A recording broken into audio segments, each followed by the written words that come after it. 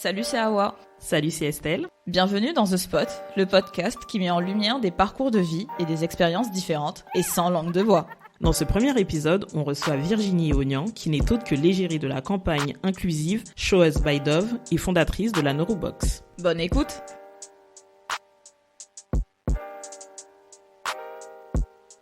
Bonjour Virginie. Bonjour Hawa. Bonjour Estelle. Bienvenue dans The Spot. Merci de nous accorder du temps. Merci de m'avoir invité. Pour ceux qui ne te connaissent pas, est-ce que tu veux nous donner en 2 mots, enfin nous dire en 2 mots qui tu es et ce que tu fais? Alors, en 2 mots, je m'appelle Virginie. Ça fait déjà plus de 2 mots. Grave. Je tiens un blog dédié à l'art contemporain, enfin un blog culturel, africanlinks.net. Et j'ai la casquette d'entrepreneur aussi, avec la Neurobox. Donc on a fait quelques petites recherches. Donc tu es diplômée en Beaux-Arts. Donc qu'est-ce qui t'a amené en fait à te diriger vers cette formation? En fait depuis toute petite j'aimais vraiment l'art. Ma mère elle m'achetait pas mal de livres dédiés à l'art moderne, enfin vraiment aux grands peintres. Et j'ai toujours été attirée par tout ce qui touchait à l'artistique, que ce soit la mode, les expositions, la peinture, la photo. Donc vraiment depuis toute petite. Et mes parents ils voulaient pas que je fasse des études dans ce domaine-là, donc je suis partie en général, blablabla, le bac général ES que t'as pas envie de faire, mais tu places une petite option art plastique quand même. Et après, j'ai fait ma licence d'art plastique à Paris 8. Et du coup, quand tu t'es dirigée vers cette formation, tu pensais faire quel métier? T'avais déjà une idée ou pas du tout? Franchement, j'avais pas d'idée. Après, je me suis dit, ça se trouve, je vais être artiste. Mes parents, je pense qu'ils allaient me tuer. Ça passe pas dans la famille africaine, ça, c'est mort. Non. Franchement, je pense que maintenant, ça passerait, comme il y a beaucoup de rôle modèle en fait, beaucoup d'artistes qui ont réussi, qui ont percé, qui ont leur notoriété, et en plus avec internet qui permet aussi d'avoir plus de visibilité. Mais c'est vrai qu'il y a quelque temps, genre 2004 2005, tu dis à tes parents je vais être artiste, ils vont te regarder comme ça, non mais t'es sérieuse ou c'est une blague? Déjà j'avais mes grands cartons à dessin. Moi, mon père, il me regardait, il était atterré, il se disait, mais qu'est-ce qu'elle fait, en fait, tu vois? C'est quoi son projet de vie, tu vois? Moi, là-bas, je voulais être psychologue. Et quand j'en ai parlé dans ma famille, on m'a dit, mais ça va pas ou quoi? Les djinns, ils vont venir te suivre. Pourquoi est-ce que tu vas essayer de faire de la psychologie? Donc, j'ai pas fait ça. Moi, j'ai fini en bac ES comme toi, tu vois, j'ai pas le choix, je vais pas faire ça. C'est mort. J'ai voulu faire psycho aussi, mais quand j'ai vu les cours de première année, je suis partie en courant. Toi, t'es arrivé jusque-là, tu vois, moi, j'avais pas eu l'option d'aller voir à quoi ressemblaient les cours. On m'a dit non, direct. Et du coup, comment t'es venue l'idée d'ouvrir ton blog et de la Neurobox par la suite? Alors, donc en gros, voilà, j'ai fait mon petit chemin, la licence d'art plastique, art appliqué, des cours du soir en couture aussi. Ah ouais? Ouais. T'en as fait quelque chose? Ouais, si, oui, ma mère quand elle veut ses boubous, tout ça, ouais, j'ai fait quelque chose. Mais parce que voilà, toujours, elle voulait pas que je fasse une école de stylisme, donc je trouvais les petites portes en fait. Et après tout cette trajectoire là en 8, double 8, etc. Je me suis dit pourquoi pas me lancer dans l'entrepreneuriat, vu que j'avais des difficultés en fait à me définir sur le marché de l'emploi. Gros, je savais pas faire un CV, si on peut le faire plus court. Et du coup, c'était avec Créajeune, ça s'appelait Créajeune à l'époque, avec Ladi. Et je me suis dit, pourquoi pas créer une galerie en ligne, tu vois. Donc, à ce moment-là, on est en 2011. Pourquoi pas créer une galerie en ligne dédiée à l'art, vraiment pour promouvoir l'art des artistes issus du continent. Et c'est comme ça qu'est venu African Links, en fait. D'accord. À la base, c'était ça le projet, vraiment vendre des créations, des œuvres d'art, que ce soit aussi bien textile, peinture, toutes les formes d'art en fait, d'artistes issus du continent. Bien sûr, c'était vraiment le rêve, j'avais pas le réseau que j'ai eu par la suite, et surtout, je commençais vraiment de nulle part. Donc je me suis dit, pourquoi pas commencer avec un blog. J'aime bien écrire, parce que j'écris depuis l'âge de 15 ans. Donc j'aime bien écrire, j'aime bien l'art. Pourquoi pas coupler les deux? Et j'allais voir des expos, j'écrivais, je faisais des interviews d'artistes, etc. C'est comme ça qu'est venu le blog, en fait, à la base. Et pour la Neurobox, du coup, à quel moment tu t'es dit, je peux partir de ce blog et créer derrière un produit, créer une entreprise pour promouvoir toujours l'art du continent. Ouais, du coup, comme j'avais lancé le blog, on va dire que ça m'avait fait une carte d'identité, une carte d'identité digitale, si je puis dire, parce que j'ai pu écrire pour des revues d'art contemporain, donc vraiment ciblées sur la niche du continent africain. J'ai pu développer mes réseaux sociaux par rapport à ça. Et on est en 2014, et du coup, il y avait le succès de Birchbox, de toutes ces box beauté, les box de bijoux. Enfin, c'était vraiment le grand boom des box. Et je faisais pas mal de jeux concours à ce moment-là. Je me suis dit, mais pourquoi pas faire une box en fait sur cette niche. Et c'est comme ça que petit à petit, j'ai construit l'idée de la Neurobox. Et t'as bossé toute seule dessus depuis le début? Ouais. Au début, j'en ai parlé à un très bon pote à moi. Et du coup, il m'a fait, mais ça déchire et tout. Mais il est toujours là en backup à m'aider. Hein. Mais il m'a fait, ça déchire, vas-y, fais-le et tout. Et donc, on va dire que je suis toute seule, mais je suis pas esseulée, en fait. J'ai toujours des oreilles pour me conseiller. Même de voir que, au final, la famille, elle comprend. Ouais. Ça aussi, ça fait plaisir. Enfin, quand ma mère, elle voit des trucs à la télé, elle fait, oui, viens voir. Pour ta box, là, ça peut être intéressant et tout. Donc, ça fait plaisir, tu vois. Ça, il croit dans ton idée, il croit dans le projet et il t'accompagne aussi. Exactement. Cool. Et du coup, tu es toujours seule sur l'aventure.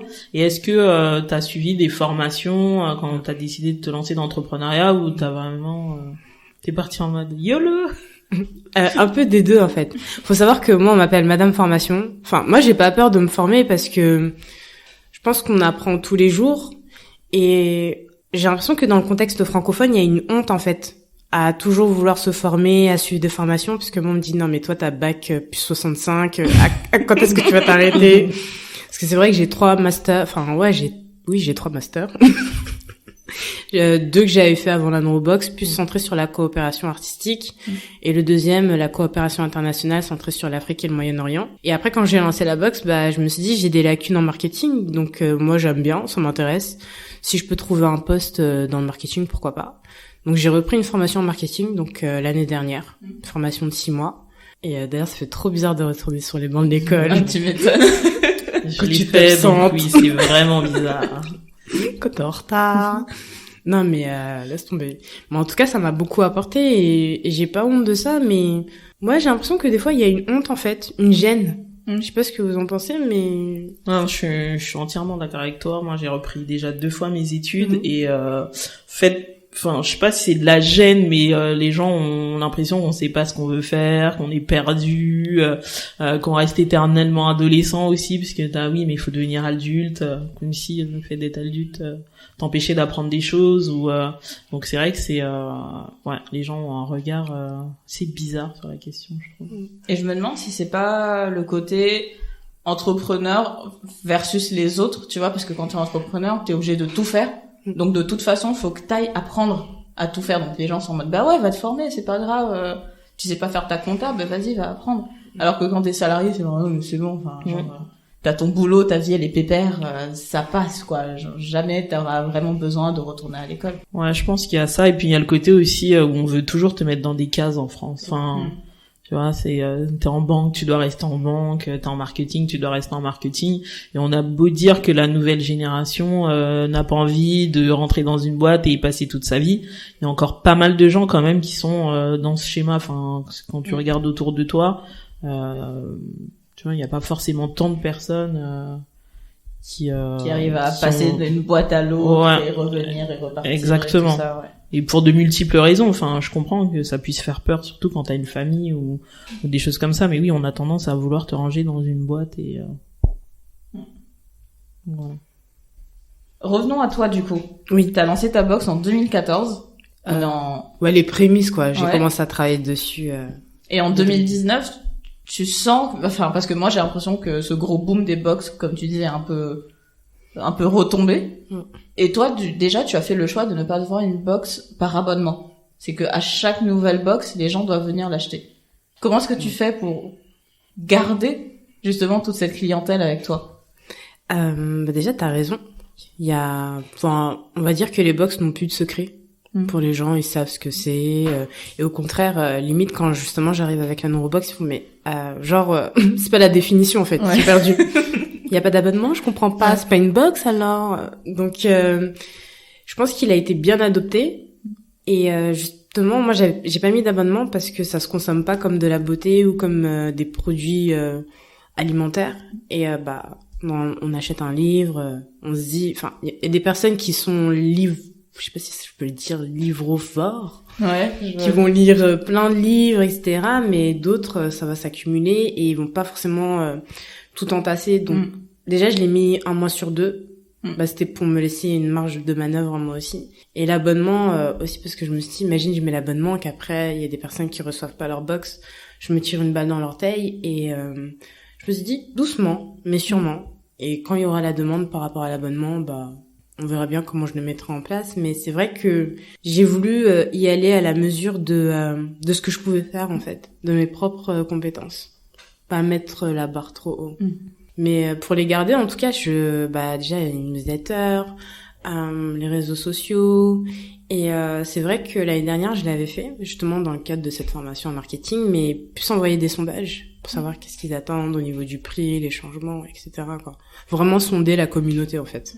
Et du coup, aujourd'hui, tu en vis de la Neurobox? Non, justement, je suis freelance à côté. D'accord. Dans tout ce qui est communication digitale, stratégie marketing et tout.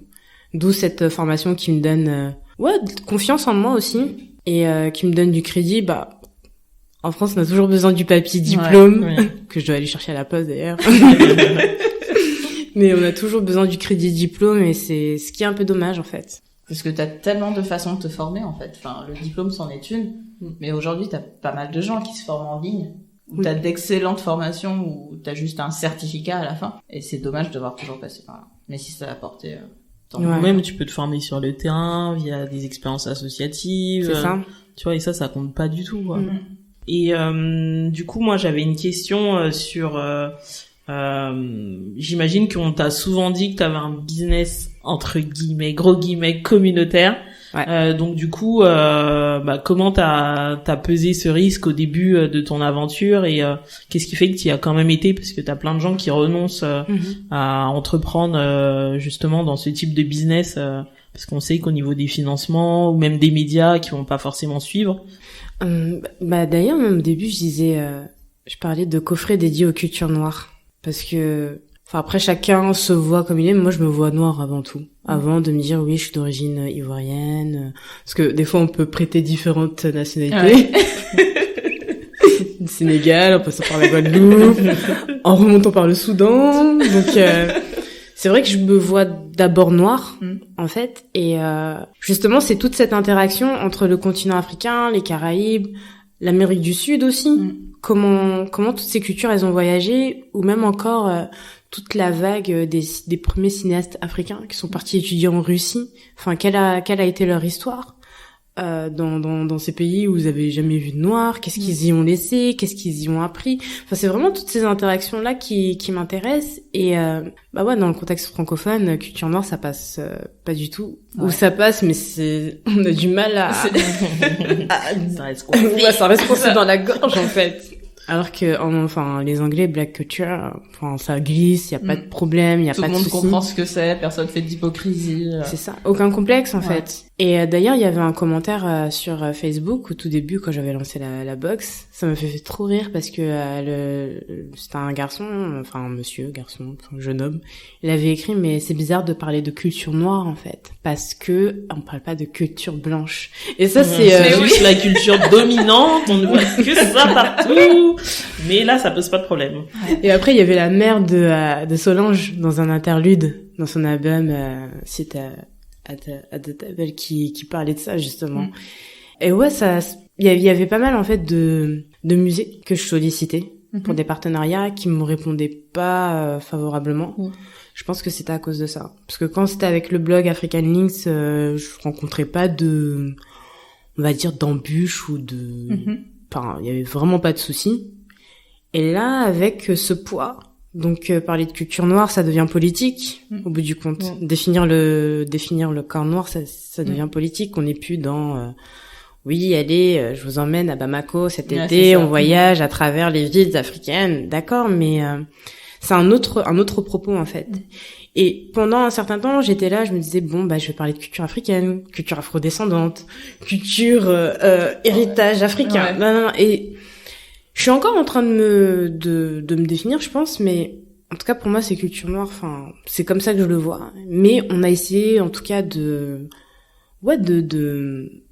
me faire changer d'avis, de me dire non, tu peux pas dire ça, c'est pas marketing, c'est pas ceci, c'est pas cela. Donc non, on le voit bien, il y a une exposition qui vient de se terminer au musée d'Orsay, c'était le modèle noir. Donc c'était pas le modèle africain, c'était pas le modèle soudanais, c'était le modèle noir en fait.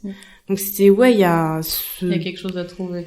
C'est toujours c'est ambivalent en fait. C'est utiliser le mot noir quand ça nous arrange et dans d'autres termes non, c'est pas marketing, tu peux pas l'utiliser comme ça. Donc mais après ça m'a pas empêché, tu vois, l'année dernière d'avoir que la box soit vendue sur le site du L Store. Mais ça a été l'Afrique, Virginie met l'Afrique à l'honneur dans une box, tu vois. Donc c'est à moi de faire valoir ça et de rester sur une position, en tout cas. Est-ce que c'est l'Afrique, ce continent qui au bout du compte je connais pas dans toute son entité, tu vois. Et je l'appréhende d'une manière d'une Parisienne en fait, donc qui est née de parents d'origine ivoirienne, mais j'ai pas fait le tour de toute la Côte d'Ivoire, j'ai pas fait le tour de tout le continent. Même si je viens de rentrer de Djerba. Ça y est, elle l'a placé. Voilà. J'ai placé. Bien placé. mais c'est vrai que je me vois avant tout noir en fait. Ouais. Et justement, t'en as pensé quoi de l'expo le modèle noir? Alors, vu qu'il y a quelques passes qui se sont glissées dans les eaux, non, honnêtement, j'ai trouvé que c'était intéressant qu'il y ait ce type d'exposition. Donc quand même en 2019, sachant qu'il y avait la version américaine, je crois, et que là ils l'ont vraiment adapté à la France avec les chefs-d'œuvre des grands maîtres de la peinture française. Moi, il y a un moment dans l'expo, il y a quelque chose qui part pour moi en vrille en fait. Dans le sens où c'est à partir du thème, je sais pas si vous l'avez vu l'expo. Ouais. Non, moi je l'ai pas vu. Tu l'as pas vu. À partir du thème de la prostitution, je trouve qu'on se perd en fait. Et la fin de l'expo, la partie contemporaine où on voit le Harlem Renaissance sous les yeux de Van Gogh, je crois. Ouais. J'ai pas compris en fait. Non mais ça m'a perturbée. moi je me suis fait avoir. Je me suis fait avoir, on m'a dit va la voir, elle est géniale. Je sens le piège, mais on va y aller. 80% de l'expo, tu vois des esclaves. Enfin, je veux dire, vous m'apprenez rien. Voilà, si je vais pas au Quai Branly, il y a une raison, tu vois, enfin bref. Et il y avait pour moi, c'était pas assez politique dans le mot. On va te parler de l'esclavage comme si on se parlait de la culture des carottes. Tu vois, on va juste te dire bon il y a eu l'esclavage de telle époque à telle époque, donc il y a eu des noirs qui sont arrivés. On sait pas trop comment. D'accord, très bien, vous êtes bien gentil, mais voilà. Il y a eu un moment où ça parlait de blackface en anglais, parce que du coup, tu avais toujours le texte en français et en anglais, ça n'a pas du tout été traduit comme ça. Mais en fait, vous vous moquez de qui, quoi? Enfin, on sait lire les deux langues aussi. Vous nous cachez rien du tout. Et j'étais assez déçue. J'étais assez déçue de cette expo où je pense qu'il y avait vraiment beaucoup de choses à faire. On aurait pu aller beaucoup plus loin. Mais comme premier pas, c'est très bien, mais c'était un premier pas qui aurait pu arriver il y a 10 ans, en fait. Enfin, tu vois, c'est juste, on est en 2019, les gens attendent plus que ça. Et c'est pas parce que vous êtes entouré de Abdel Malik et de Mati Diop et de je sais pas qui que ça fait passer la pilule, en fait. Genre, donc du coup, vous savez si c'était la même chose aux États-Unis ou si justement il y avait plus cette dimension politique? Non, moi j'ai pas suivi. Je sais que ça a découlé d'une expo en tout cas américaine, mais j'ai pas vu l'expo. J'ai même pas vu le catalogue. Quoi. Dans l'épisode des savantes, Maboula elle en parle et elle dit que en fait, c'est une femme qui est à l'origine de l'exposition et apparemment en France, elle a été totalement invisibilisée. Ah non, moi j'ai jamais entendu parler d'elle par exemple. Mais c'est dommage, c'est dommage et après j'ai l'impression aussi on a voulu parler un peu de tout, tu vois, des tirailleurs sénégalais, des zoos humains. Enfin, de toute façon, c'est toujours le cas. Hein. C'est un espèce de sac fourre-tout. C'est ça. C'est ça qui est dommage. Et après, tu vois, t'as des figures comme Habib Benglia, qui a été l'un des premiers acteurs noirs, justement reconnus sur la scène française. En fait, il a fait beaucoup de pièces de théâtre. Il a joué dans un film d'Aïna la Métisse. de Jean Grémillon, parce que je l'ai mis dans la Neurobox. Mais en fait, c'est des figures comme ça dans l'espace francophone où elles auraient pu retentir d'une autre manière, en fait. Pas juste un petit encart, ou même Jeanne Duval, l'amante. Non, c'était sa compagne, en fait. C'était sa compagne et sa muse. Et vraiment briser, en fait, toutes ces idées reçues autour de ces figures-là. Et moi, c'est ce qui m'a manqué. Ouais. En fait, quand j'ai commencé l'expo, je me dis waouh, quand même, tout ça envoie, toutes ces œuvres et tout. Et après, il y a eu ce moment-là, à partir du thème de la prostitution, ça m'a mis en PLS, ça m'a mis mal à l'aise. On a bien vu Joséphine Baker partout, ça, il y avait pas de problème. Et la fin, on parlait pas je suis avoir mal à la tête. Et du coup, pour revenir à la Neurobox, comment tu trouves tes partenaires? En fait, j'avais, grâce au blog, j'avais rencontré pas mal d'artistes, j'avais bien constitué ma bibliothèque aussi. Et des fois, quand j'ai lancé Neurobox, je me suis dit, mais j'avais vu ce livre, j'ai acheté le catalogue, ça peut rentrer dedans. Donc, beaucoup ma bibliothèque personnelle, les personnes que j'ai rencontrées à travers le blog, et aussi des personnes qui me contactent grâce aux articles que j'ai eus. C'est cool ça. Ouais, non, du coup, les gens viennent vers toi maintenant. T'as assez de crédibilité, de reconnaissance. Exactement, ouais. Après, même si y a rien qui est acté au moment T, on peut revenir, on peut en rediscuter par la suite, quoi. Du coup, on a l'impression qu'il y a une espèce de fourmillement sur l'art contemporain africain, qui n'arrive que aujourd'hui en 2019, alors que toi, tu bosses sur le sujet depuis très longtemps. Donc, comment t'expliques ce décalage? On va dire que je me suis pas forcément mise en avant. Enfin, ma propre personne, je le fais qu'aujourd'hui. Dans le sens où même la Neurobox, je voulais pas qu'on sache que c'est moi. Et que, le blog aussi, j'écrivais et tout, mais je me suis jamais posé la question de, est-ce que je suis blogueuse? Est-ce que je suis juste créatrice de contenu? Par contre, l'étiquette avec laquelle j'étais pas du tout à l'aise, c'était journaliste. Parce que voilà, c'est pas mon étiquette en tout cas. Mais on va dire, il y a eu une phase de réflexion sur, qui suis-je, limite? Quelle personne digitale je suis? Et comment je me présente aux autres, en fait. Et qu'est-ce que je veux faire, en fait. C'est quoi le but ultime de tout ça. Donc, il y a eu toute cette phase-là, mais j'ai toujours continué à faire mes trucs, etc. Et après, dans les événements, on va dire le noyau de la scène, on se connaît tous, ils me visualisent tous, en fait. Mais c'est vrai que d'un plus large public, en termes de personnes numériques, non. Par exemple, c'est aujourd'hui que je suis en train de construire ma personnalité. Et pourquoi justement tu voulais pas... Alors autant pour le blog à la limite je comprends, mais tu vois dans l'entrepreneuriat, aujourd'hui on le dit, c'est hyper important d'incarner son entreprise, même pour des questions de confiance, tu vois. Moi il y a quelque chose souvent quand je parle avec des entrepreneurs, tu regardes leur site internet, il y a pas de page équipe, il y a pas de photo, il y a juste un prénom. Moi j'ai pas du tout envie de commander. Je me dis, si tu veux pas nous montrer ton visage, tu veux pas nous montrer nous donner ton prénom et ton nom, il y a Anguille sous roche, tu vois. Donc pourquoi tu voulais pas Je pense que c'est lié à ma personnalité réservée. Et tout de même, il y a toujours le côté imagine ça marche pas, tu vois. Imagine ça marche pas, qu'est-ce que je vais faire après Et ça, on reste toujours dans le côté francophone de la chose, tu vois. Alors que ça marche pas, tu rebondis sur un autre projet. On t'aura connu avec ce projet-là et tu peux rebondir sur un autre projet, en fait. Exactement. Et je pense que c'est ces peurs-là, en fait, qui sont très très présentes pour moi dans l'espace francophone de l'entrepreneuriat. Et j'avais mis tout ça ensemble et jusqu'au jour où justement c'était un bénévole de l'ADI. J'aime bien raconter cette histoire parce que c'était trop bizarre. Il me dit mais si vous me mettez pas en avant, en fait, vous êtes responsable de vos insuccès. Arrivé à un moment donné, faut prendre vos responsabilités et faut y aller. Vous avez déjà votre blog, vous connaissez des personnes. Faut qu'on sache que c'est vous. Et donc c'est à partir de là que j'ai commencé à me mettre en avant et après je me suis dit, c'est toi la Neurobox? Même ma voisine elle a fait mais c'est toi qui fais ça? Ouais. J'ai fait oui c'est moi. Et puis aussi c'est une question je compare toujours avec un enfant. Toi ton enfant tu le pousses, t'es fier, tu vois, tu pousses ta poussette. Y a pas je sais pas comment on appelle ça, le capuchon là, ouais c'est ça. Tu vois t'es fier, tu pousses ta poussette et on va dire que j'étais rentrée dans une phase comme ça avec la Neurobox, tu vois, tout entrepreneur, son projet, c'est un petit bébé, et comment tu le mets en avant, comment t'en parles, comment... On va dire que j'étais dans cette phase-là, quoi. Et après, je pense qu'il y a aussi un truc avec nos cultures ouest-africaines de le mauvais œil, la langue des gens, faut pas te mettre en avant. Tu peux l'étendre aux Antilles. Hein. Voilà.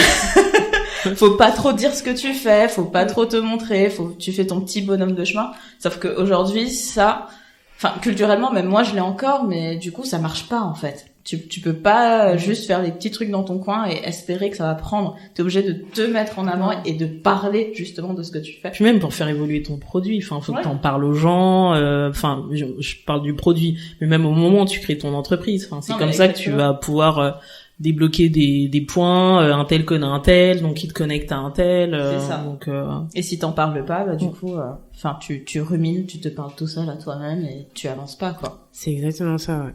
Donc comme disait Estelle au début, on a fait des recherches sur toi. Et on a vu que dans les modèles que tu citais, il y avait pas mal de modèles américains la plupart du temps. Est-ce que tu arrives à avoir un effet miroir et avoir des modèles aussi en France ou même dans la francophonie plus globalement? Est-ce que tu peux nous en parler? Et en plus, c'est hyper paradoxal parce que t'es quand même sur l'art contemporain africain, mais tu cites des rôles modèles américains. Vous voulez dire genre j'ai cité Oprah, non? Ouais. Bah après Oprah, je pense que c'est le modèle de beaucoup de personnes, tu vois. Pas mal de jeunes femmes en termes d'entrepreneurs, tu vois, elle a toutes ces boîtes et tout, etc. Je pense que c'est un modèle. C'est un modèle Oprah, mais même sur la scène française, tu vois, il y a des personnes qui restent accessibles en plus, comme Absat aussi. Ouais. Enfin, tout ce qu'elle a mis en place au début avec ses salons de beauté, enfin même là aujourd'hui, justement comment elle rebondit avec sa marque de beauté, tout ce qu'elle fait aujourd'hui, je trouve que c'est un rôle modèle en fait. Elle est super inspirante, Absatou. Elle est super inspirante. Et tu le disais tout à l'heure, ce côté on te prend souvent en disant que tu représentes l'Afrique, alors que tu connais pas forcément tout le continent africain. Et moi, je voulais parler du fait je vois beaucoup plus d'artistes américains qui commencent à revenir en Afrique. Genre, je crois que c'est Kehinde Wiley. Kehinde Wiley qui a ouvert à Black Rock, ouais. Qui a ouvert à Dakar une maison d'artistes où, du coup, il reçoit Alicia Keys et t'as tout le monde qui arrive dans sa maison. Mais est-ce que toi, ça, tu le vois dans d'autres pays africains auxquels tu t'intéresses ou pas? Ce côté retour aux sources. Bah après Kehinde, il avait beaucoup bossé sur le continent, notamment avec Barthélemy Togo. Il était parti au Cameroun, il avait fait différents projets. Et le côté retour, bah là en exemple, qui je pourrais te citer. Mais sinon, tu vois, t'as Johanna Choumali, je sais pas si tu vas connaître. Enfin, c'est une photographe et elle avait commencé en tant que photographe commerciale. Et là, quand elle a vraiment la série en fait qui a le plus qui l'a fait vraiment connaître, c'était Abré en fait, les scarifications en fait. Elle est partie à la rencontre de personnes qui étaient encore scarifiées et elle leur a posé la question pourquoi vous êtes encore scarifiées, est-ce que vous voulez que vos enfants, enfin c'est cette frontière entre photographie et sociologie justement. Et comme tu peux dire elle est déjà sur le continent, mais retour en fait s'intéresser à des pratiques et à l'histoire en fait. Qui a fait que cette série, elle a été mondialement exposée, elle a été reconnue de partout. Après, elle avait sa série aussi sur sa série Résilience aussi sur les femmes résilientes. Donc portrait de femmes fortes, tout ça qui l'a fait connaître. Donc je pense qu'il y a ce retour physique au bout du compte sur le continent, mais il y a aussi ce retour pour un artiste qui est sur le continent mais qui va s'intéresser à son histoire, à son patrimoine, qui va interroger son patrimoine en fait. Et est-ce que toi t'as déjà eu l'envie de te dire c'est bon, je vais aller vivre en Côte d'Ivoire? Parce que t'es parisienne, enfin je veux dire t'es française, donc est-ce qu'à un moment tu t'es dit je me casse? Ouais, mais en plus moi je me suis dit mais c'était avant les problèmes en fait, avant les problèmes qu'a connu le pays, donc la grande crise, donc en 2010. Je voulais retourner sur le pays parce que voilà, j'avais des membres de ma famille qui étaient malades et je me suis dit pourquoi pas justement interroger, enfin partir à la rencontre des artistes, etc. Après, ça s'est pas fait, parce que il y a eu les difficultés qu'il y a eu. Ça m'a pas empêché d'y retourner, bien sûr. Mais c'est vrai qu'aujourd'hui, je me pose d'autres questions sur d'autres pays, tu vois. Pourquoi pas retourner dans d'autres pays, il y a d'autres destinations qui m'intéressent. Mais en tout cas, cette question de retourner sur, notamment Abidjan, ça s'est beaucoup posé au début. Ouais.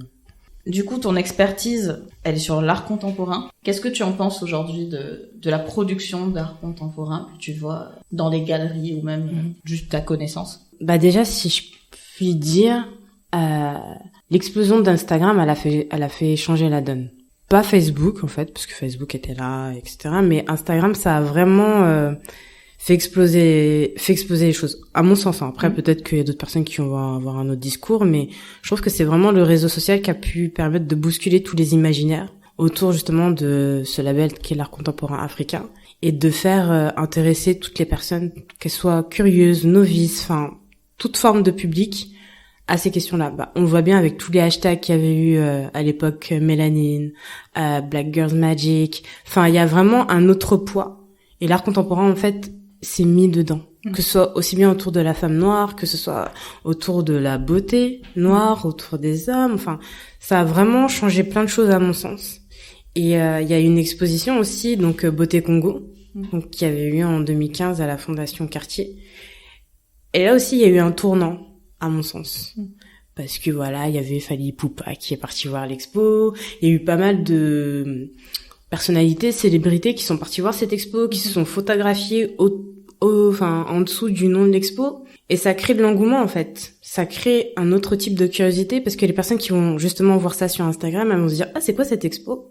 Beauté Congo, attends, ça me parle, je suis d'origine congolaise, ou je connais des personnes qui sont congolaises, j'ai envie d'aller voir de quoi ça parle. Donc, je pense que le succès de cette exposition, après, les novices dans le milieu diront, ouais, ça n'a pas été une belle expo, patati tata, mais en tout cas, elle a drainé différents publics, bien que la Fondation Cartier avait fait plein d'autres expositions d'artistes issus du continent, dont O.J. Kéré, ils avaient déjà fait Malik Sidibé, si je dis pas de bêtises, Seydou Keïta aussi. Mais voilà, le succès est arrivé parce qu'il y avait un terreau fertile pour que les personnes s'y intéressent, pour que les personnes viennent voir l'exposition, achètent leur billet d'entrée, repartent avec un catalogue, repartent avec une affiche. Il y a plein de mécanismes, en fait, qui font que... Et c'est vrai que le continent, le wax c'était à l'honneur, parce qu'il y a pas mal de personnes aussi qui disent oui, moi le wax ça me saoule. Oui, ça te saoule parce que tu vois ta mère en porter, tes tantes en porter, mais il y a d'autres personnes qui le voyaient porter et qui ont jamais fait ce pas d'acheter en fait une jupe en wax. Et toi ça te saoule, mais en fait il y a d'autres personnes qui continuent de découvrir et qui continuent aussi de se l'approprier. Et après on rebondit sur l'appropriation culturelle, mais en tout cas, je trouve que il y a eu, à mon sens, vraiment Instagram et cette exposition, en tout cas dans le contexte parisiano-parisien, et toutes ces expositions qui ont suivi aussi, quoi. Seydou Keïta au Grand Palais, Malik Sidibé encore à la Fondation Cartier. Toutes ces expositions qui ont permis de changer la donne et les musées aujourd'hui à Paris, il y en a énormément. La vie culturelle, elle est... c'est des poumons, en fait. C'est des poumons, tous ces musées dans la ville de Paris. Et, t'imagines un touriste qui a jamais vu de noir, qui arrive dans cette expo, qui découvre par hasard tout ça, comment ça peut changer son imaginaire. Donc, je trouve que c'est des bonnes choses et faut prendre le positif. Et justement, ça a posé tout un contexte pour proposer d'autres projets. Donc, avec plein d'idées entrepreneuriales qui ont vu le jour. Donc, que ce soit à Paris ou dans d'autres villes de France. Et c'est dans ce contexte-là que j'ai inscrit la Neurobox, en tout cas. Ok. Et du coup, pour quelqu'un qui n'y connaît rien, qu'est-ce que tu lui conseillerais pour mettre un premier step dans l'art contemporain africain? Qu'est-ce qu'il faut qu'il aille voir? Est-ce que t'as des sites internet, des livres? Ouais, plein. Déjà, il y avait, moi, le premier conseil qu'un artiste m'avait donné à l'époque, c'était, tu prends un catalogue d'expo, une expo qui t'a plu, et tu regardes toutes les biographies des artistes, en fait. Et c'est comme ça que j'ai fait. Mais le b.a.-ba pour comprendre, en tout cas dans le contexte toujours franco-français, c'est de prendre l'exposition Africa Remix qui avait eu lieu en 2005, donc au Centre Pompidou. Et après, tu vas te poser des questions sur une autre expo qui avait eu lieu toujours au Centre Pompidou à la Villette, les Magiciens de la Terre. Ça a été la première exposition qui a montré les œuvres d'artistes issus du continent et d'autres continents, pour comprendre un peu ces mécanismes et pour comprendre toute cette trajectoire d'exposition et d'événements culturels majeurs qui ont eu lieu à Paris et dans d'autres villes de France, quoi. Ok. On vous mettra tout ça sur les réseaux sociaux. Donc, t'as parlé d'appropriation culturelle. Comment est-ce que toi, tu le vois par rapport à ce qui est produit sur le continent et ce qui peut être produit ici en parallèle? Du point de vue des œuvres d'art, ce qui est dommage, c'est que comment ces œuvres, en fait, elles voyagent jusqu'au continent, en fait. Parce qu'il y a beaucoup d'artistes issus du continent, donc qui vont être en résidence à Paris, que ce soit à Barcelone ou d'autres villes européennes. Mais les œuvres, elles vont où? C'est quoi la trajectoire des œuvres et comment elles retournent sur le continent? Il y a cette question aussi, en fait, tu vois.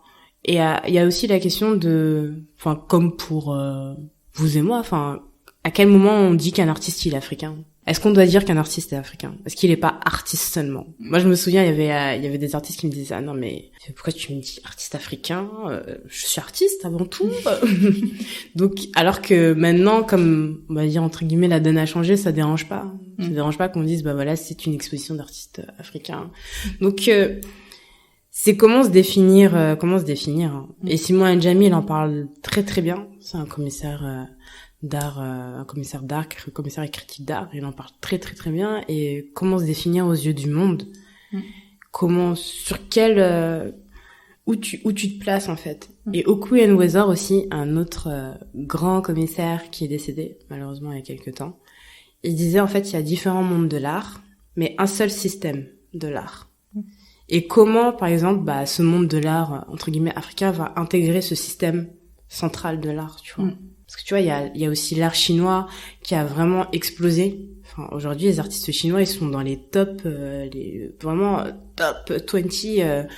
des classements mondiaux. Donc, qu'est-ce qui a fait justement que ces artistes chinois arrivent là? C'est que déjà, ils sont collectionnés par des nationaux, des collectionneurs chinois eux-mêmes.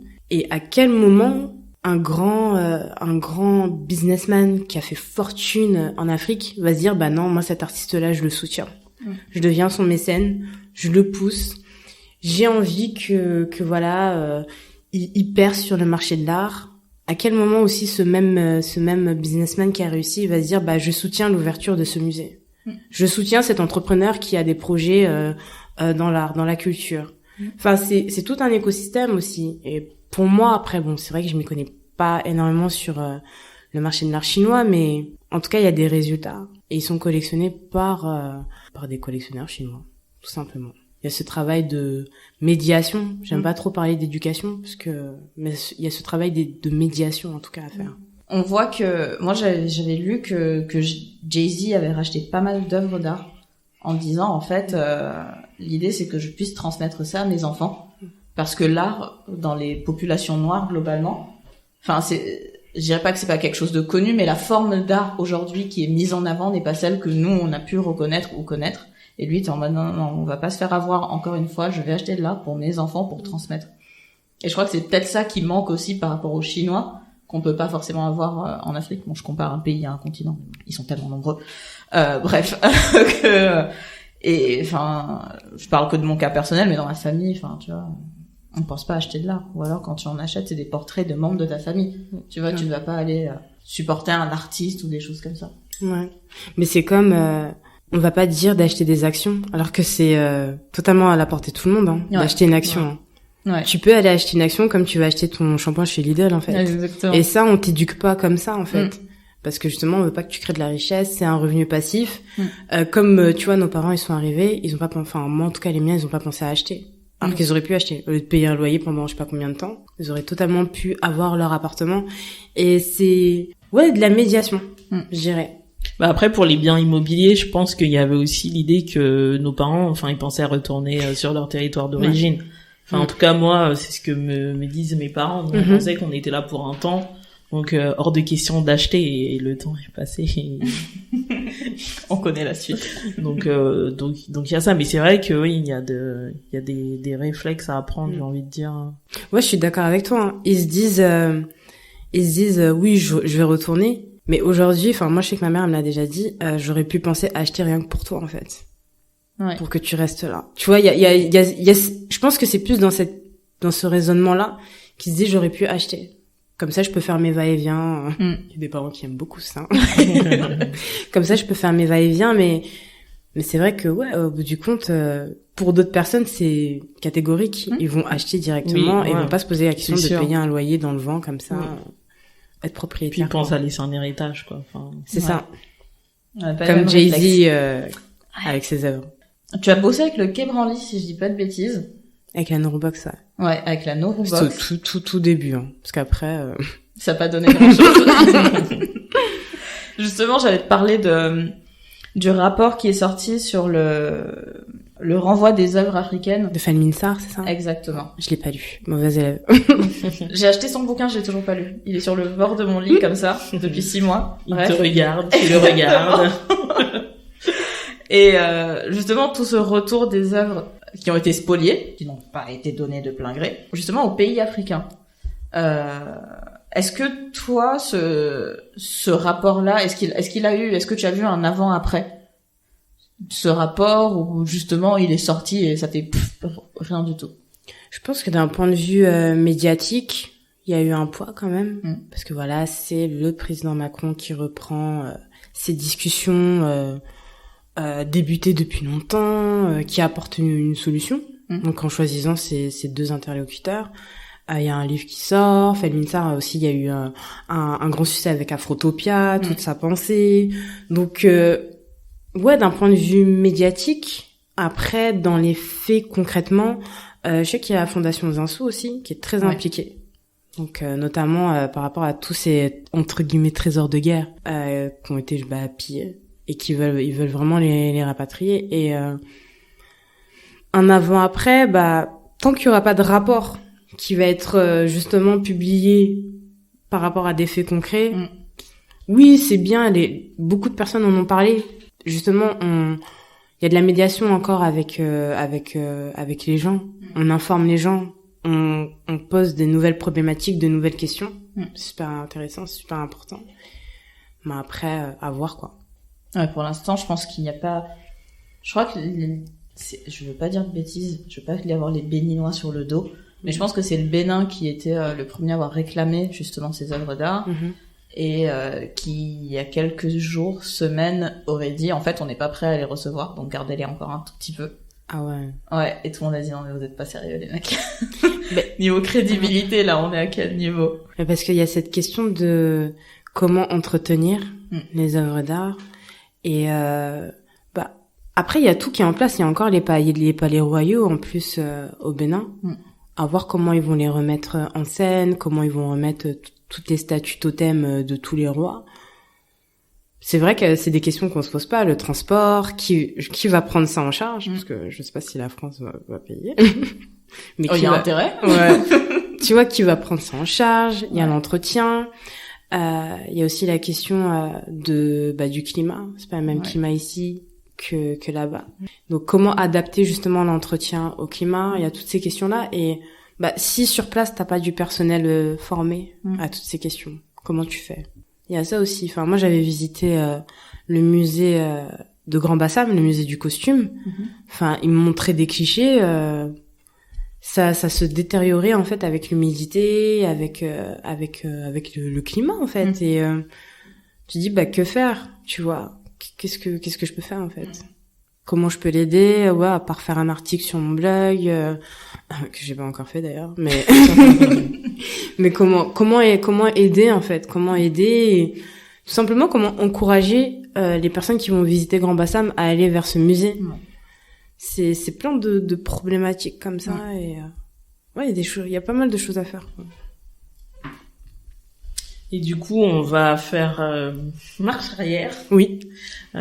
Plutôt dans la conversation, tu disais que tu voulais pas te mettre en avant, mais tu l'as fait une fois avec les Diversity Days. Donc, pourquoi t'as sauté le pas pour pour cet événement et enfin est-ce que tu peux nous raconter l'aventure, ce que ça t'a apporté Du coup, moi j'avais reçu un mail de Mounira, donc la cofondatrice de Diversity Days, qui m'avait expliqué, j'ai été recommandée et tout ça. J'ai fait waouh, c'est quoi ce truc et tout. Je l'avais appelée direct, mais bon, elle était pas sur Paris. Et en fait, faudra pas qu'Anto il écoute, mais moi je me suis engagée, moi je savais pas, hein. Franchement je savais pas c'était quoi, je me suis dit vas-y je le fais et tout, mais franchement je savais pas c'était quoi en fait, vraiment. T'as dit oui comme ça? Ouais, j'ai dit oui comme ça. Et vous étiez tous dans la même situation, je pense. Ah ouais? Bah c'était la première édition. Oui, c'est vrai aussi. Et on a beau t'expliquer, enfin tu vois pas trop, enfin tu te représentes pas forcément ce que c'est. Moi c'est ça, je me souviens j'avais eu Thomas de TBWR. Voilà, exactement. Voilà, on avait échangé, il m'avait tout expliqué, mais à la fin je voyais pas, c'était pas concret pour moi et tout. Et après on avait fait pas mal de séances pour s'exercer, donc avec Emmanuel et avec Félix. Donc du coup, ouais là après tu comprends un peu plus, ouais. Tu comprends un peu plus. Et après le jour J, bah t'as pas envie de monter sur scène quand tu vois comment c'est rempli. Mais est-ce qu'on t'avait dit en avance, ça y est, la salle est remplie ou pas? Ou est-ce qu'on t'a juste dit non, il y a trois personnes devant? Non, moi j'ai tiré le rideau, j'ai fait non mais je peux pas. J'ai fait c'est pas possible. En plus t'étais la première, non? La deuxième, ouais. Juste après Gaëlle. Franchement je me suis dit... Et en plus passer derrière Gaëlle, j'aurais pas aimé hein. Oh my God. Parce qu'il a l'habitude de parler, il est passionné par son sujet. Ouais, pas stressé du tout. À la cool, tout c'est zen. Gaëlle. Moi je crois que j'allais tomber dans les pommes. Non, franchement, après, franchement, je l'ai pris comme un exercice aussi. Tu vois, tu sors un peu plus de ta zone de confort. Et là, ça a été une bonne sortie de confort. et ouais, j'ai été contente de participer à Diversity Days, même d'apprendre, tu vois, à m'exprimer sur scène. Enfin, j'ai envie de continuer à apprendre et non, ouais, ça a été une bonne expérience. Mais j'avoue qu'au début, j'ai accepté comme ça. Et du coup, après, toi, t'as participé à une autre édition. Enfin, t'es venu en tant que témoin. Oui. C'était pour l'édition de Toulouse. Ouais. Et qu'est-ce que ça t'a fait de revenir en tant qu'alumni? Ah, franchement, ça m'a ému. Surtout le discours de Roux. Il m'avait grave ému. Et je me suis dit, mais c'est... Parce que voilà, encore, les gens, ils vont croire que t'as des articles, etc., que t'es arrivé. Non, enfin, pour moi, c'est un processus, en fait. Moi, je suis arrivée nulle part. Hein. Je me balade encore et tout. J'apprends toujours. Même, tu vois, je te disais que je me considère pas plus que ça, que je suis pas ambassadrice de l'Afrique, parce que je déniche toujours encore. Moi, je suis contente de dénicher, de voir des références, de voir des chanteurs que je connaissais pas. Genre, par exemple, pour l'anecdote, une fois, il y a une tante. Elle m'a dit, mais tu connais pas ce chanteur? J'ai fait, bah non, enfin, si on m'en parle pas, je connais pas, quoi. Après, elle m'a fait une liste de plein de chanteurs à connaître. Enfin, je trouve que c'est excitant de découvrir tout ça, et après, comment je vais faire ces sélections-là? Pourquoi je vais mettre tel artiste avec tel ouvrage? Enfin, moi, ça me passionne, en fait. Ça me passionne énormément, et c'est comme l'entrepreneuriat, enfin, de découvrir aussi d'autres profils, d'autres personnes, d'autres porteurs, leurs histoires aussi. Bah, je trouve ça trop émouvant, trop passionnant, trop enrichissant, inspirant aussi. Donc, on n'a pas fini de s'inspirer les uns des autres, d'échanger, quoi. Ouais.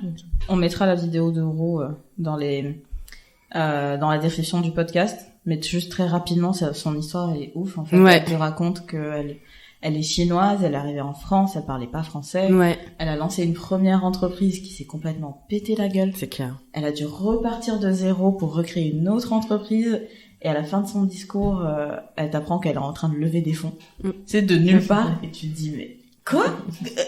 Comment? Et elle te raconte ça de façon très naturelle, très en disant, bah oui, bah écoute, j'ai échoué une première fois, mais c'est pas grave, faut recommencer. Faut pas s'arrêter, il faut continuer à y aller. Ouais, une très très belle histoire. C'est clair. Et tous les autres aussi, hein. Mais oui, c'est vrai que Rouen elle était passée un petit peu vers la fin et tout. Ouais. Je me souviens, j'étais dans le fond et tout, j'ai lâché mal. Non, mais en tout cas, il fait Diversity Days. C'est clair. Ouais, c'est toujours comme ça. Et du coup, pendant que tu parlais, je me suis rendu compte qu'on n'avait pas du tout parlé du contenu de la box. Enfin, qu'est-ce qu'on pouvait y trouver? C'est quand même assez important, donc est-ce que tu peux nous raconter tout ça? Bien sûr. En fait, ça va aller aussi bien du goodies. Par exemple, là, dans l'une des dernières box, il y a un miroir en choué-choué. Le choué-choué, c'est un tissu sud-africain. Ou encore des ouvrages. J'aime bien aller dénicher tes ouvrages. Et là, en l'occurrence, dans l'une des dernières box aussi, il y a le catalogue de Négripub. C'était une exposition qui avait eu lieu en 1986 à la bibliothèque Fournier, donc sur l'image des Noirs dans la publicité, en fait. Et du coup, j'avais échangé brièvement parce que j'avais... En fait, ce catalogue, je l'ai emprunté, mais je l'ai toujours emprunté quand j'étais plus jeune. Et après, je me suis dit, mais attends, je me suis trompée de bibliothèque une fois, parce que moi, je suis un petit rat de bibliothèque, en fait. La carte, là, elle passe beaucoup. Et en fait, un jour, je me suis trompée de bibliothèque, je me suis dit, mais attends, il est où ce catalogue et tout ça. Et j'ai pu regarder les archives, en fait, comment les collages qu'ils avaient fait, etc., pourquoi ils voulaient faire l'expo. Et j'avais on m'avait parlé de la commissaire qui disait, mais c'était reçu une flopée d'insultes à l'époque. Et que si c'était à refaire, elle le referait pas, en fait. Donc, carrément. Ouais. Et du coup, on m'avait donné ses coordonnées pour la contacter. Je me suis dit, au moment T, je la contacterai. Mais, de comprendre pourquoi, en fait, ça avait été mal perçu. Pourquoi cette expo, dans les années 80, elle a été mal perçue. Quels ont été les challenges. Quels ont été les insuccès. Et de ressortir le catalogue, tu vois, ça permet, encore une fois, dans cette idée de médiation, en fait, il y a cette exposition sur le modèle noir, mais 30 ans avant, il y avait eu aussi cet essai-là, quoi, dans la publicité. Donc, au bout du compte, quelque chose de plus moderne et qui est plus en phase avec le contemporain. Comment, justement, tu vois que les esprits, ils étaient pas conscients à ces différents moments clés, alors que le projet, il était trop en avance sur le temps. Et là, c'est vrai qu'avec l'exposition du modèle noir, j'ai l'impression qu'on fait un bond encore en arrière. On veut parler des choses, mais on parle de quelque chose qui s'est passé loin, il y a longtemps, sans connexion forcément avec le contemporain. Donc, c'est vrai qu'ils avaient toute cette belle programmation pour connecter un peu plus, mais quelle est l'image des Noirs aujourd'hui dans la publicité, en fait, tout simplement. Et un truc aussi que je reprochais à l'expo, et après j'arrête, c'est qu'en fait... Ça te parle de l'histoire colonisatrice de la France un peu tout du long pour finir sur les États-Unis. Et du coup, tu te dis mais en fait, il y a encore des Noirs en France aujourd'hui.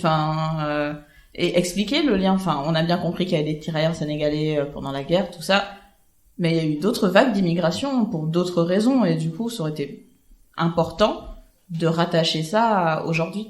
Parce que moi, j'écoutais les gens dans la salle discuter, c'était juste qu'est-ce que c'est triste la façon dont ils étaient traités, qu'est-ce que c'était pas bien à l'époque, qu'est-ce que blablabla. Oui, mais en fait, il y a encore des problèmes aujourd'hui. Les problèmes d'hier, ils ont pas disparu tout d'un coup. Mais même les problèmes d'hier, ils en parlent pas tant que ça. Tu vois, pour eux, l'esclavage, c'est aux États-Unis, alors que les Antilles, jusqu'à preuve du contraire, c'est elles français. ont pas oublié. La Réunion aussi. Du coup, tu vois, il y a ce... Ouais. C'était un bon essai, mais il y a autre chose à faire. Mais c'est vrai qu'un des points positifs, c'est le monde que ça a drainé. Ouais. En fait, le monde que ça a drainé et aussi la diversité en fait des publics. Tout le monde est allé la voir. Ouais. Effectivement. Ouais. Beaucoup de noirs, faut le dire, et c'est même des enfants. Ouais. Donc je trouve que toujours après. C'est vrai, ce sera pas parfait. Mais si tu vois un enfant, il a vu cette expo et qu'il peut être amené à se poser des questions, je trouve que c'est déjà un pari réussi, quoi. Moi, j'ai vu la même réaction chez les enfants que quand Black Panther est sorti. C'est-à-dire des enfants qui pointent le tableau, qui fait mais on dirait papa ou on dirait blablabla, et du coup qui se voient représentés, pas forcément dans une image que l'on voudrait, mais qui se voient représentés. Et ça c'était bien. J'ai envie de dire qu'ils se voient représentés dans un musée. Ouais, exactement. Ça n'arrive pas très souvent. Ouais.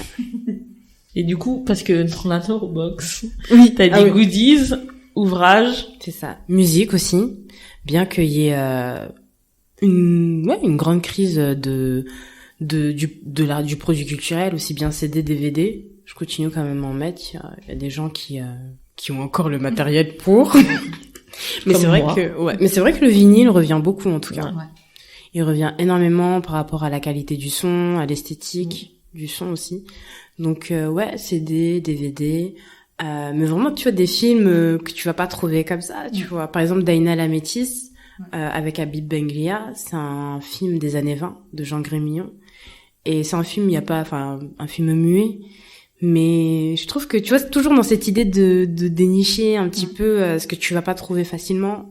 Limite, la Nourbox, si demain elle se retrouve sur un étal Opus de Saint-Ouen ou Opus de Port-de-Vent, ouais, ça me ferait plaisir, tu vois, dans 40 ans, ouais, je trouve une Nourbox, tu vois. C'est vraiment ce côté-là, tu vois, ce côté poussiéreux, ce côté on fouille dans les affaires de sa grand-mère ou de sa mère et on déniche plein de choses et je trouve partir à l'aventure en fait. Ouais, c'est une chasse au trésor. Ouais, exactement. Est-ce que selon toi, il y a une personne qu'on devrait interviewer en particulier Bah en fait, j'ai une amie de collège qui s'appelle Aminata Dango et elle fait beaucoup de maraudes en fait pour venir en aide aux femmes en situation très très précaire, très difficile. Donc migrantes mais pas que. Et là, son association, Digi, elle bouge beaucoup. Donc ouais, ce serait cool de l'interviewer. Si je peux lui filer ce coup de pouce, quoi. On note. On ira la voir. Merci pour la recommandation. Et dernière question pour clôturer le podcast. Est-ce qu'il y a un sujet qui te tient à cœur, qui t'intéresse énormément et sur lequel personne ne te pose jamais de questions? Jamais. Ça veut dire ça peut être un truc personnel ou... Qu'importe. Tu vois, la dernière fois, on a demandé à Laurence et elle nous a répondu l'environnement. Elle, c'était son sujet, mais ok. Personne lui en parle jamais. Ah ouais, moi, le sujet, c'est le marketing de l'art, en fait. Ah ouais? Ouais. Parce que, justement, je me situe vraiment dans ça. Et comment ce marketing de l'art des artistes africains, aujourd'hui, comment il est utilisé? Par exemple, t'avais cette artiste Esther Moukou, j'arrive pas bien à dire son nom, mais artiste sud-africaine qui fait beaucoup de peinture ndébélé en fait. Elle avait fait un partenariat avec Benz, tu vois. Et comment en fait, tu vois, ce marketing, comment cette carte du marketing elle est en train de changer et qui touche beaucoup à l'appropriation culturelle en fait, du compte. Donc ouais, on parle jamais de ça. On parle jamais de ça, mais Et le sujet a été un tout petit peu abordé dans Nola Darling, la série Netflix de Spike Lee. Laquelle saison, du coup? J'ai pas vu la 2 encore. C'est la saison 2. Ah, j'ai pas vu. Où en fait, une marque vient la voir parce qu'elle aime beaucoup ses portraits. Mais du coup, reprend une partie de son image en laissant l'autre. C'est-à-dire tout le côté revendicatif, on l'enlève. Mais on ne garde que le côté esthétique. Et on met un slogan un peu pop culture dessus et bim, on le revend. Et du coup, il y avait toute cette question en tant qu'artiste, est-ce que accepter de travailler avec une marque pour de l'argent, est-ce que c'est déliter son travail et ses valeurs et tout ce qui va avec. Et je trouve ça très intéressant, toute la réflexion que ça pousse en fait, parce que un artiste reste quand même quelqu'un qui a besoin de payer son loyer. Donc, comment prendre la décision avec qui on travaille et qu'est-ce qui est une bonne opportunité, une mauvaise opportunité, tout ça. C'est ça. Bah, moi, je dirais, après, je sais pas si tu me poses la question. Non, oui. Mais, je dirais, quand t'es en phase avec tes valeurs, en fait. À partir du moment où ça te dérange, non. Franchement, non. Mais après, tu sais, ça peut être aussi bien avec un petit entrepreneur une grande firme, en fait. À partir du moment où ils respectent pas, ce que tu dégages ou ils vont pas t'écouter pour la correction d'un article ou ouais non ça sert à rien. Et c'est comme ça que tu choisis tes partenariats, toi. C'est toujours en fonction de les partenariats. Je sais pas, faut que j'ai des étincelles dans les yeux en fait. Tu vois, faut que la personne elle me contacte, je dise ah ouais ça je sais ce que je veux faire. Par exemple la box que j'avais proposée sur le L Store l'année dernière, donc c'était dans une pochette en fait. Et je l'ai fait avec Sarah qui est la créatrice de l'atelier Bama Traoré. Et en fait, on s'est rencontrés lors d'un salon. Elle commençait à peine à lancer sa marque, tu vois. Et je sais pas, il s'est passé quelque chose. Et quand j'ai vu, j'ai fait non mais je vais bosser avec elle. Je kiffe trop ses trucs, c'est propre, c'est carré, je kiffe sa personnalité. Enfin, c'est des rencontres en fait, c'est des rencontres humaines. Et si j'arrive même pas à raconter une histoire autour de ça, si j'arrive même pas à me passionner moi-même, ça sert à rien en fait. Même si la personne elle a des kékékés de followers, qu'elle peut me permettre de rencontrer des personnes, s'il y a pas cette étincelle-là, ça sert à rien du tout. Merci Virginie. Merci Estelle, merci Awa.